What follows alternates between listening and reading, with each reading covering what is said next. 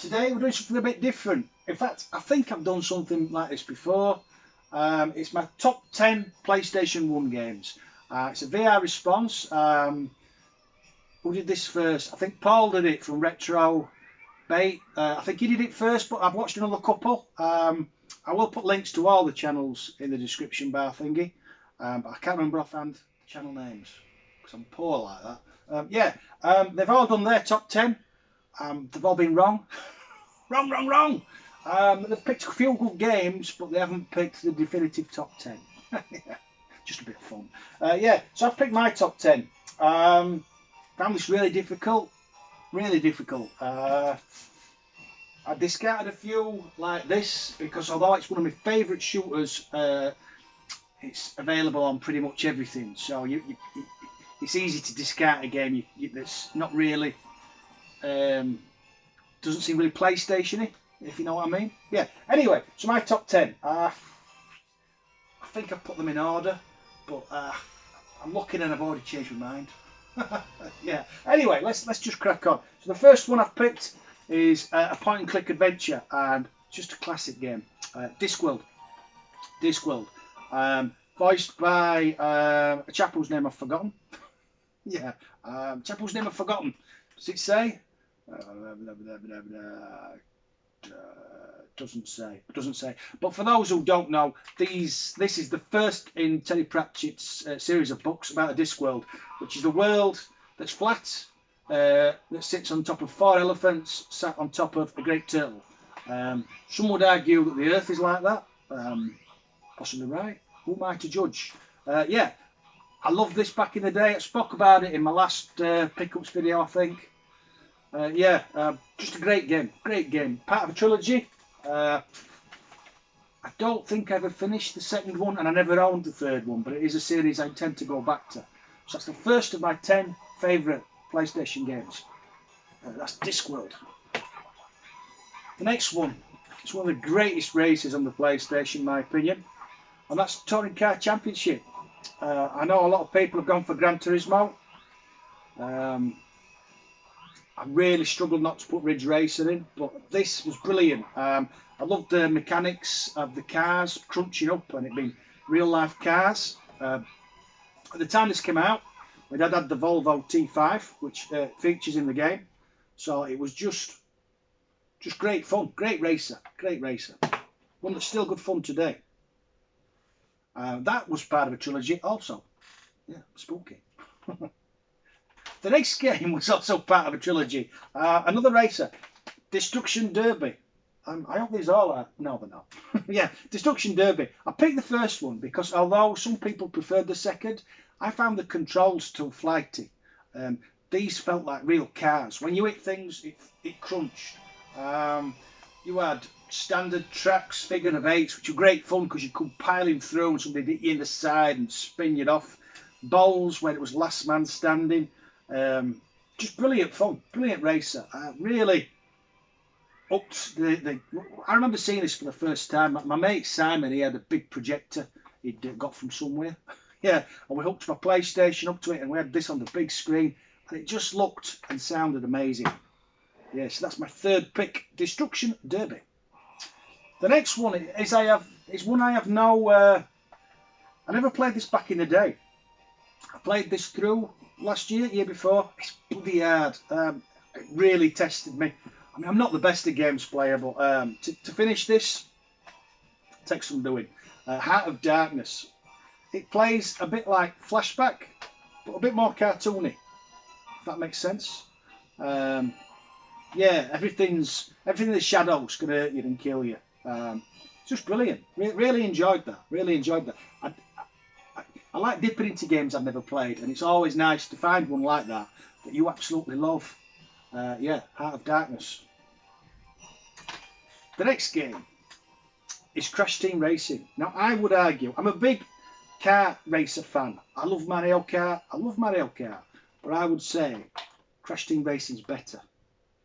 Yeah, I played this a lot. I think it came out on the PS2 as well, or was it an updated version? Not sure. But Crash Team Racing, for me, is the kart racer. What we got next? Had to put this in. Ridge Racer. The tunes, the start with the lady in the heels and the swimsuit walking across with the board. Proper old school arcade. I bought this on release day. Not this copy. I bought this on release day with the PlayStation. I think the PlayStation were $3.99 and the games were 50 quid a piece. Well, $49.99. So yeah, just shy of 450 quid got me Ridge Racer and a PS1. It's the only system I've ever bought on day one, as far as I can remember. But I loved Ridge Racer. I still do now. Fancy an arcade blast, Ridge Racer's where I go. Some of the tracks, banging. Yeah. It's just a great fun racer. Never completed it. To complete it, you have to do the tracks backwards. And then I think, if I remember rightly, there's like a black car. And he's faster than you, but he stops. And you have to get in front. And yeah, close, but no cigar. The next one is one I can't believe no one picked. Ape Escape. This was the first game, as I remember, not to be sold separately. I'm not sure it's not to be sold separately from. There's one for the comment section. What should this not be sold separately from?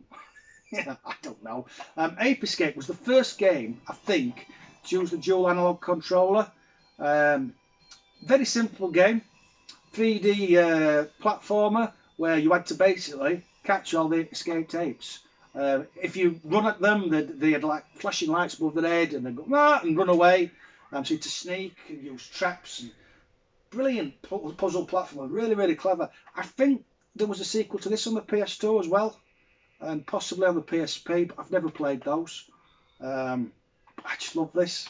Love this. A classic. Had to have this in here.